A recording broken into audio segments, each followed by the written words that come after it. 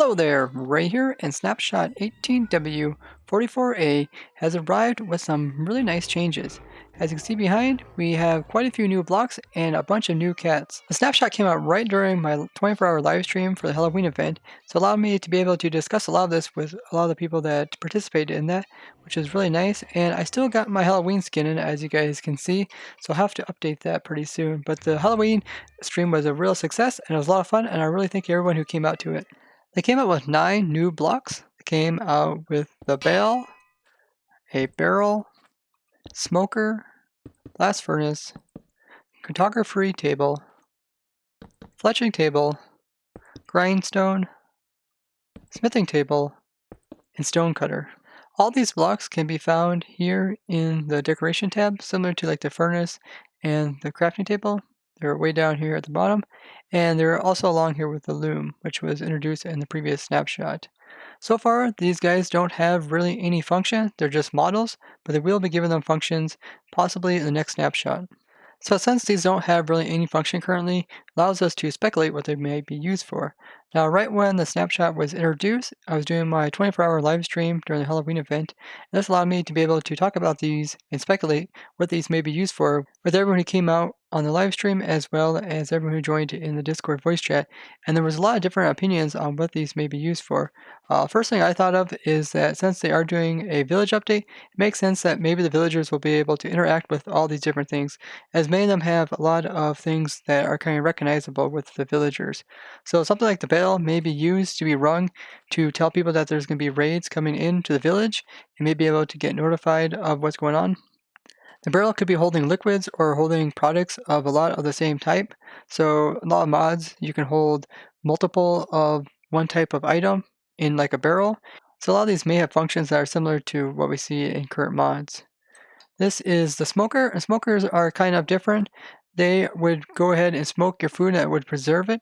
And you see this in like other different types of games where it would mostly smoke up your food so you can preserve it longer and give it more nutrition. Then there is the blast furnace, which is like a high smelting furnace that can be used to get high heats to smelt up ores. And you can definitely see this probably being used for like maybe a villager that can work with ores, and this one may be being used for villagers that work with like food, maybe like the butcher or something. And of course, these would also be able to be used by the players. Now, this one makes you think of the villagers because it's a cartographer table, and there is a cartographer with the villagers. And people are saying maybe you're able to take your maps, maybe you have a whole bunch of different maps of a big, huge area, and maybe you'll be able to put them all inside here and view the whole thing with like a GUI where you can like scroll around. Similar to kind of like your advancement thing where you can kind of pull yourself around and looking at different advancements. Not really sure how the villagers would interact with this, but they could definitely show off their maps that they can sell. The next one is a fletching table. This one also reminds you of the villagers, as there's one of the villagers that's a fletcher. And here you can see that maybe the player would have to use this to craft up stuff to go with arrows. And this kind of brings up a really big thing that everybody was kind of being concerned about. Before they even introduced these, I was talking to some people about the loom and how the loom was trying to push people that were wanting to craft banners to have to make a loom. Since you can no longer craft these type of banners in a crafting table, this means you'd have to have a crafting table plus like a loom just to craft up banners along with your other stuff. So this made a lot of people think maybe they're trying to make the player kind of have one place where they have all their different automations and all their crafting tables and stuff, and that way they just couldn't easily carry a crafting table with them and be able to do everything on the fly. This was kind of concerning to a lot of people because it meant that you would have to carry all these things with you, or else you have to go to like a central location to operate it.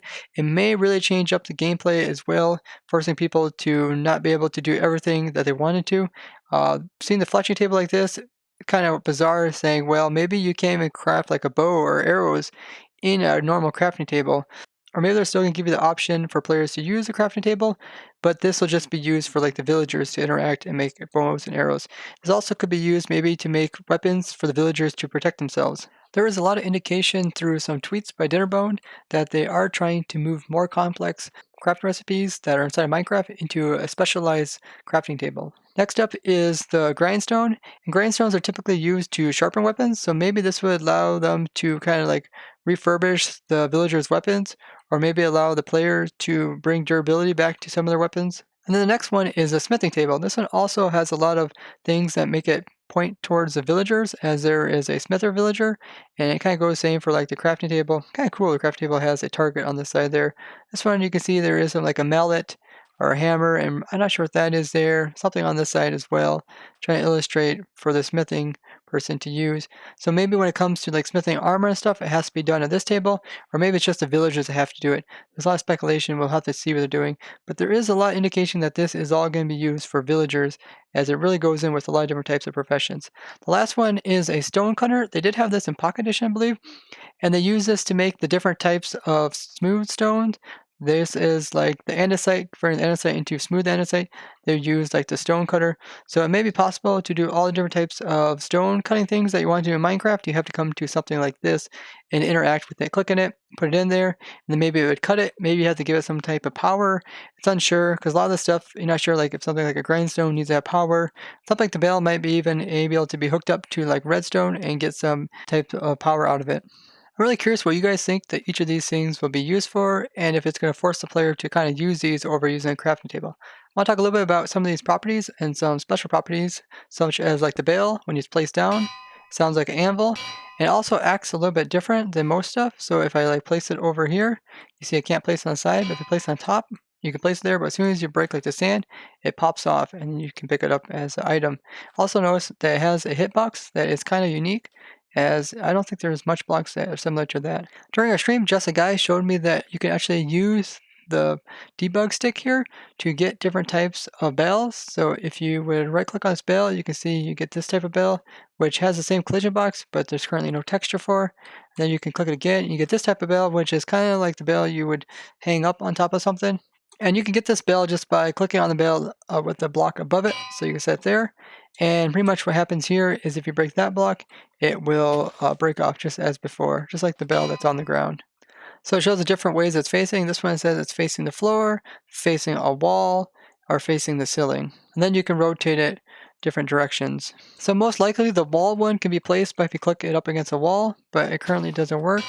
So this one that would be like this would most likely be a wall one, that if you break this wall one, it would also break off, but you can see that it's currently not set up, so it's not working properly.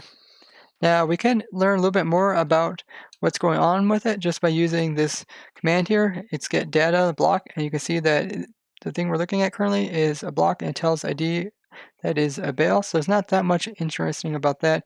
But something like the barrel, you can do this, and you can see that it says that it's a barrel, and you can also see that it says that it has slots, and you can tell what's inside that slot, and it kind of tells you some information about it, similar to like a chest. It has a lock.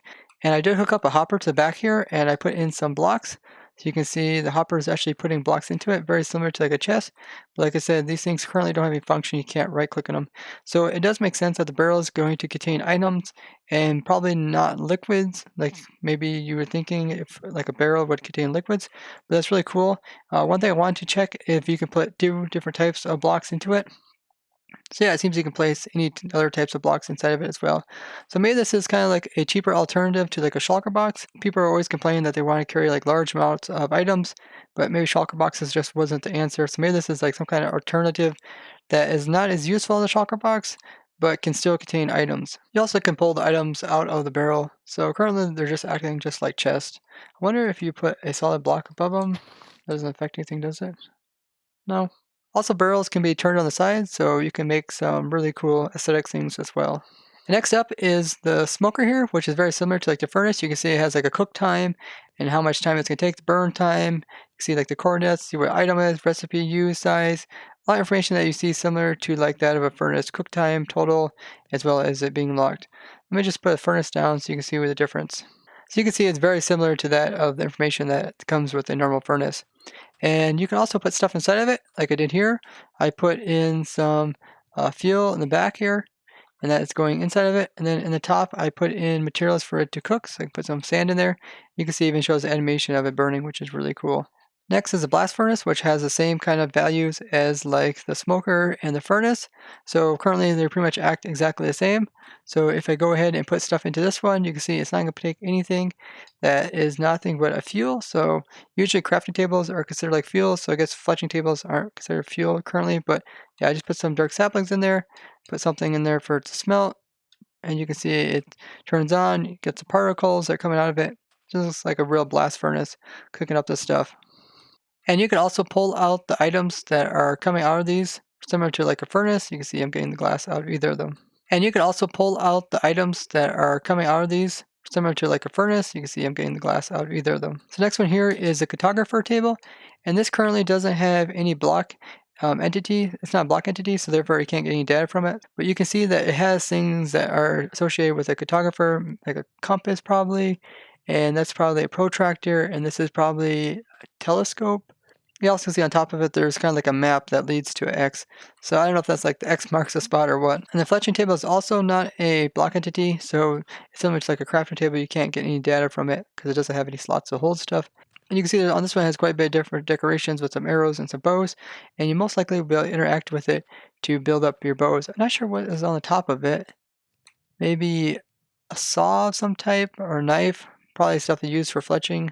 Grindstone is a similar thing. It doesn't have like a GUI, so you can't interact with it and see what it can contain. Also, you can put these things any direction, so you can put them like this way, or you can put them like upside down. You can make some kind of weird little creature out of it with like 4 legs. Maybe you put like 2, yeah, you put some kind of body over top of it and make it look like something. It's pretty funny. But yeah, you can speculate what that could possibly be used for. The Grindstone has a bunch of different collision boxes, which makes it really unique. You can like stand on top of it. You can stand off on this little ledge right here. You can even move over to the side and stand on this little ledge, go up and down very slightly. And depending on how you rotate this, you can come in from different angles, like I can press myself against here, or it can like jump on top of it and come down on top of this. Makes it pretty cool. And then you can even like turn it upside down by clicking on the other side of this. So you can make one upside down, and you can stand on top of these little bumps here. And the smithing table is also not a block entity, so it doesn't have any GUI. It most likely be used to smith up different things. The last one is the Stonecutter here, and this one also doesn't have a GUI, but it does have a really unique hitbox as you can walk on top of it. It's a little bit fatter than like a slab. So here you can see a slab, and then you can see the stone grinder, which is a little bit taller. So you go up just slightly when you climb up into it. They also added the Lectern, and this can be found in the redstone components. So you can see it right here. And let me place it down. And pretty much you cannot interact with this one either. But since it's in the redstone tab, we know that it's going to have some kind of redstone component that's going to be hooked up to it. Most likely, depending on how many people are like looking inside of it, will show a signal out the back. And the Lectern also has some unique hitboxes. You can climb up on this little ledge here. There's also the centerpiece, which you can press yourself up against. And then this sloped surface here doesn't actually slope in Minecraft since everything is blocky and there's no slopes. So what we do is you jump on top of it, it's just a flat surface, and it's pretty much, you can kind of tell where the edge is. It's like right here, you kind of see my feet. That's where the flatness is, and you can walk across it. It gives more options for different collision boxes if you're trying to get in Minecraft. They also changed some of the textures of the blocks, such as sand, which was looking a lot like sandstone, so they kind of reverted back to some of the old sand texture. Obsidian looks a lot better. It was just horrific, the last texture. Also changed out some of the stones a little bit. You can really see the difference on things like the cactus. It looks completely different now. They separated cats and ocelots, so cats have their own spawn eggs. So here's the ocelot one, like normal, and here's the cat one. The cats will be stray. They come out with 9 different types of them, so you can see all the variations here. Some really pretty ones, and a lot of the ones that we recognize as before as well. But yeah, pretty much the cats are going to be stray, but then you can go up to them and you can tame them, and then they're going to be tame cats. When the cats die, they are dropping string. For some reason, they're also dying out here in the water. I guess because their suffocation point is quite low. But yeah, if they try to swim in the water, they end up dying. You can tame the cats with some raw fish, and then they become your friends. And you see they naturally come out with a red collar, but you can now use the dyes that they have in Minecraft to dye the collars of the cats. So I can right click it, you see a pink one or like a green one, and that way you can indicate which cats maybe are yours versus your friends. Cats will also come up to you if you're holding fish, and you can eventually tame them that way as well. Stray cats will come after rabbits and will kill them, you can see here, and then ocelots will come after chickens and kill them. Stray cats will eventually be able to be found inside of villages. You can tame them up. And once you get some tamed cats, they are able to go out in the morning and give you gifts. So they're able to bring back rabbit hides, rabbit feet, raw chicken, feathers, rotten flesh, string, as well as phantom membrane. Phantoms are afraid of cats. and the cats will hiss back at the phantoms, and they're able to chase them away. There's also advancement for taming all the variations of the cat, and you can see it's this one here, called the Complete Catalog. Ocelots are no longer tameable into cats, but they can become more friendly. They also add so you can change the text color of signs by using dye. You can just right click it and it'll change the color out. You can see what some of these colors look like on different types of signs, and like brown can be pretty hard to see. They also optimize the performance of the snapshot. They also added some commands to do with entity properties as well as functions. And they fixed a bunch of bugs to do with the previous snapshot, a lot to do with pandas and shears. I notice here in the video settings for the resolution, you can't actually change this currently, so probably a bug. I can't wait to see all the new functions with all the new blocks that have come out with this snapshot, so stay tuned for that. I'd like to thank you guys for watching, and if you found this interesting, show me the like and share this with others. If you'd like to see more stuff like this, like 1.14 snapshot reviews, be sure to subscribe and hit that bell button to get notifications of when they arrive. And if there's anything that you found in Snapshot that I missed, be sure to tell me down in the comments. Bye-bye!